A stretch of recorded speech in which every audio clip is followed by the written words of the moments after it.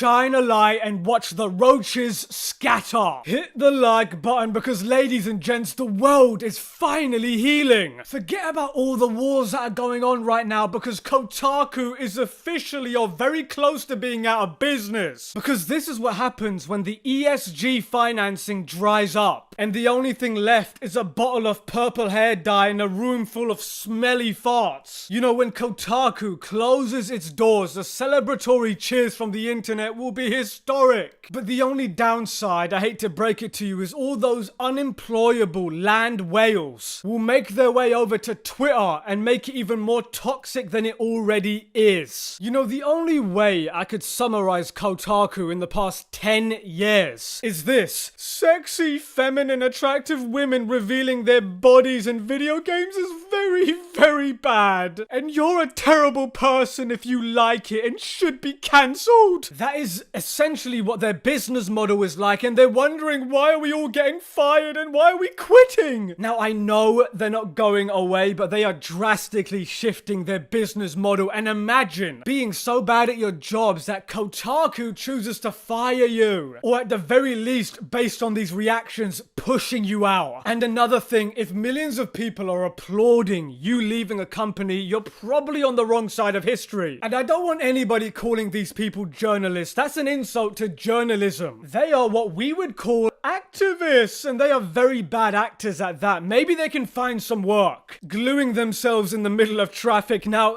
this might be the first time I'm supportive of censoring and clipping the wings of a news outlet, because these untalented cretins have always been a blight on gaming, only to sometimes be outdone by Polygon or Eurogamer, and they need to be next on the list. You know, it always amazes me that Kotaku thought that the path to success was the constant hate of their primary demographic. Because all we gamers want is a website that reports on news without pushing their own politics or opinions, and there lies the problem. Because the problem is the fact that Kotaku writers kept adding their own weird opinions and taking very biased positions when writing published news, and I use the word news very loosely. They are basically publishing opinion pieces than actual news. Anyway, let's get to this absolute banger of a tweet by Kotaku head writer Alyssa McCante, who, if you don't remember, she was the dopey person who lied in her hit piece about the Sweet Baby Inc. Steam owner. And it looks like she's very upset that her co-writers are leaving the company, and she is very salty about having to play video games. Anyway, she said, the fact that leadership wanted to aggressively pivot what Kotaku does in the midst of a harassment campaign. There was no harassment campaign levied against you, moron. You said something idiotic in a public forum, and now the public forum is calling you an idiot. It's that simple. The ego on these people. If anything, there was a harassment campaign on the Sweet Baby curated Steam page owner, when all of you fairies started screaming and yelling and wanting to get his page taken down. See, that's my problem with these people. They can say and do anything they want, but don't you dare critique them, legitimately critique them based on their actions, and thus allows me to simply content farm by documenting their idiocy. Anyway, I digress. Against me and the site for an original piece of reporting that was the second most read story for over a week. Oh my god, the second most read piece on Kotaku in a whole week? Wow, what a monumentous achievement. It was 7 whole readers, bravo. That was more than double your typical free readers. Someone call the Nobel Peace Prize. You are such an untalented hack, I can't even put it into words. So this loser is very upset that they're changing the direction of Kotaku. I wonder why. It's really a wonder why this person is still over there as the head writer. But then again, this is the gaming industry where the motto is, we like to lose money. A lot of money. Matter of fact,